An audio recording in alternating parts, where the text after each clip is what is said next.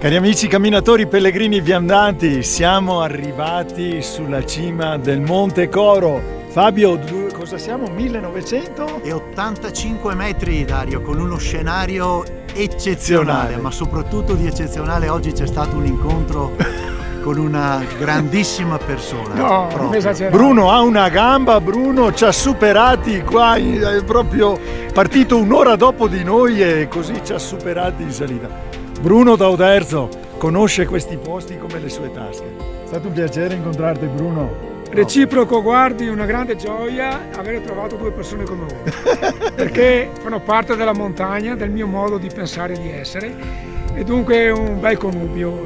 Alla prossima! Alla prossima! Alla prossima, secondo me. E veramente il Monte Coro merita. Sì. C'è un grande dislivello, 1700 metri, comunque la giornata ci ha proprio soddisfatto. Si vedono grandi cose. Sì, panoramico. Non potevamo trovare qualcosa di migliore proprio come giornata, veramente. Sono contento, veramente contento. Allora da Bruno, da Fabio, da Dario, alla prossima e buona montagna a tutti. Ciao e saluti.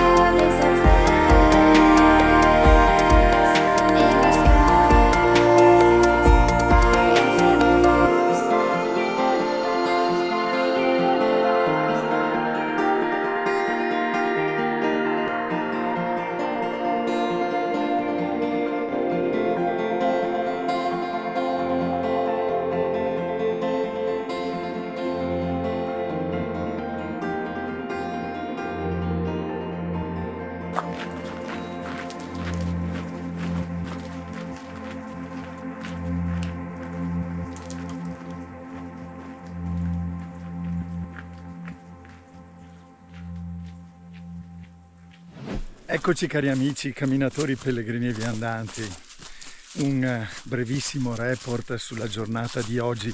Come avete visto il Monte Coro è davvero un balcone panoramico sulla Valle del Cordevole, meraviglioso, lo sguardo sulla Schiara, lo sguardo sul Talvena, sui Monti del Sole, ma anche sul Civetta, sulla Moiazza. Adesso dopo essere passati per il rifugio Bianchet siamo sul sentiero 503 e stiamo tornando verso il nostro parcheggio. Bellissima ascesa, vero Fabio? Non difficile, non impegnativa.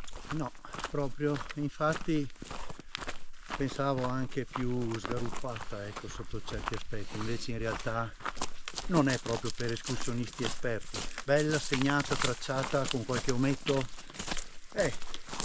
Siamo stati appagati, ecco, l'appagamento è stato a un bel livello. Sì, l'unico aspetto è il chilometraggio, è abbastanza lunga, sopra i 20 chilometri e secondo me sui 1800 metri di dislivello, ecco, se non si fa una sosta notturna al Bianchetto. Comunque così è fattibilissima, la difficoltà è media, a parte il dislivello e la lunghezza.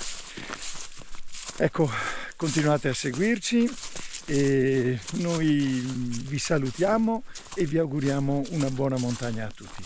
Ciao! Alla prossima, ciao ciao!